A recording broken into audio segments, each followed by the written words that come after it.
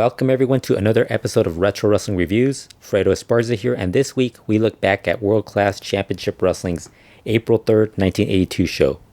Before we get to the review, be sure to click on that subscribe button. We'll have more wrestling show reviews as well as the Lucha World podcast and other content available. This episode was taped at the world-famous Sportatorium in Dallas, Texas. Mark Lowrance and Captain Frank Dusek are on commentary this week. Dusek says that there is a rift between himself and Wild Bill Irwin, and says he is still the manager of the Texas Heavyweight Champion. The first match is Almadrill versus Black Gordman, which ends in a time limit draw. They have Black Gordman listed as Blackie Gordman. Gordman worked most of the match as a cowardly heel, and he was great in that role. He also cheated quite a bit throughout, with him keeping Madril in a headlock and constantly pulling Al's hair. They have a sequence where they exchange punches, and Gordman does the cool spot that is most famous, or most everyone is familiar with, from seeing Terry Funk doing it, which is Gordman going for a punch, but his arm getting stuck on the top rope and backfiring on him. Gordman went for the diamond twist, which is best known now as the DDT. He only gets a 2 count. Dusek on commentary mentions never having seen that move before.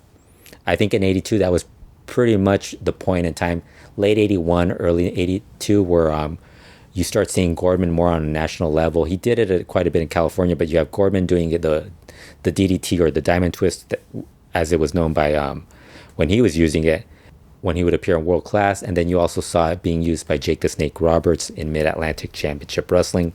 So it's starting to get a little bit more of a notoriety as a big move during matches. Gordman sends Madril to the floor and starts yelling at the fans. Madril gets back in the ring and he's fired up, and the two exchange punches. Ring announcer mentions there's 60 seconds left in the match. Madril covers Gordman for the pin, but Gordman kicks out. 30 seconds left. Madril with a sunset flip for the pin, but Gordman kicks out. Madril grabs Gordman with an abdominal stretch, but the bell rings. Match ends in a draw. Good match. After the match, Almadrill asks for 5 more minutes, but Gordman leaves. He actually leaves and then returns and then leaves again.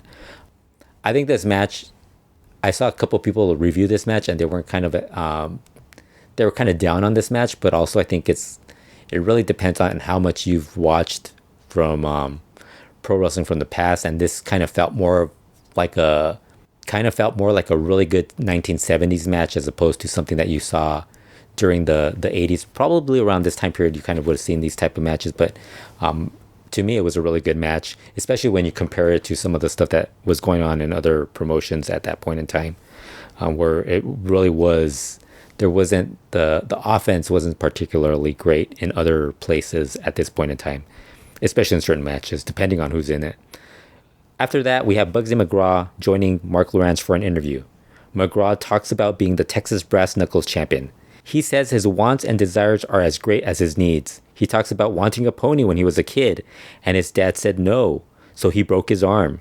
He says if you don't get what you want, you have to make sure that person remembers that you didn't get what you wanted. That is Bugsy McGraw's philosophy. The next match was the Great Kabuki, accompanied by Gary Hart and Armand Hussein, beating Boogaloo Tom Shaft after strangling Shaft with his nunchucks and then hiding them and covering him for the pin. Captain Frank Dusek calls the Great Kabuki one of the most dangerous men in pro wrestling. Lowrance mentions Hussein has joined up with Hart to manage and train King Kong Bundy as part of H&H Limited. Referee David Manning tells them only one manager can remain ringside. Hussein leaves after having a big argument with David Manning. Kabuki quickly goes at Shaft with kicks and chops. He gets Shaft in a nerve hold, but because his left hand is bandaged up, he can only use his right hand with the nerve hold, which makes it easier for Shaft to break out of it. Kabuki has a broken left hand, so Shaft attacks the hand.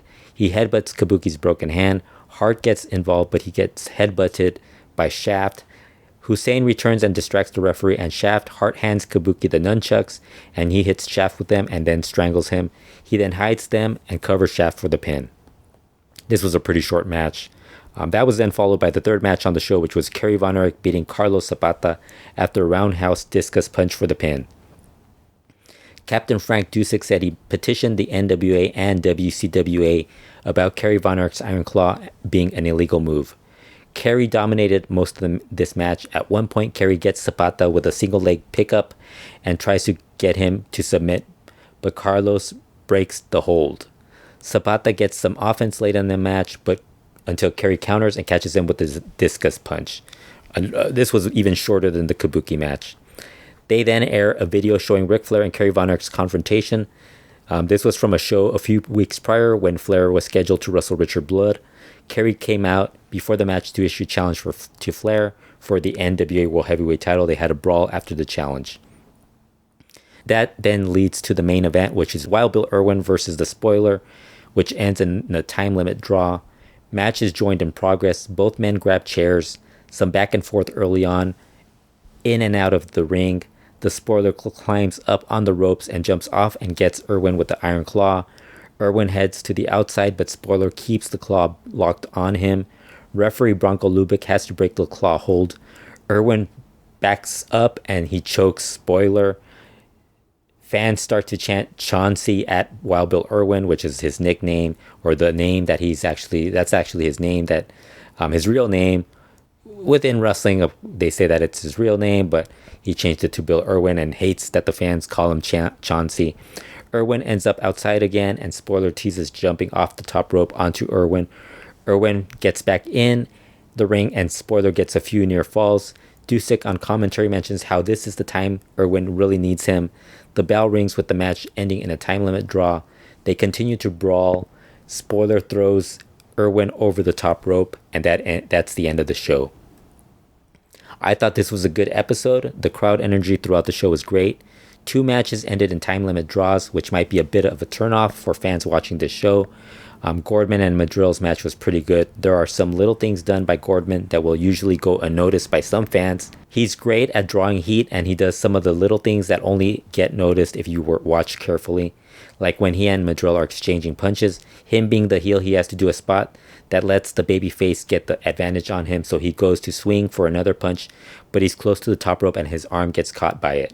That's all Madril needed to regain the advantage in the match. Also, Gordman was one of the first guys to use the DDT, and watching him and Roberts in the early 80s, it's amusing how that move is still not a big-time finisher. I thought the 2 middle matches were okay and built up both the great Kabuki and Kerry Von Erich. Main event was a pretty good brawl. I was hoping when the Spoiler was teasing diving off the top rope that he would do it. Very easy and enjoyable show to watch. I would say this was a good episode. I enjoyed the Gordman and Madril match. Plus, you don't really get a lot of Gordman footage really from anywhere. I mean, you really get, other than World Class and I think some stuff from New Japan and a few other things like when he's a little older and wrestling in Mexico. The crowd for these shows is always fun to listen to. So again, like I said, enjoyable show. That's it for this review. Be sure to subscribe to the Retro Wrestling YouTube channel, and we'll be back again soon with more reviews.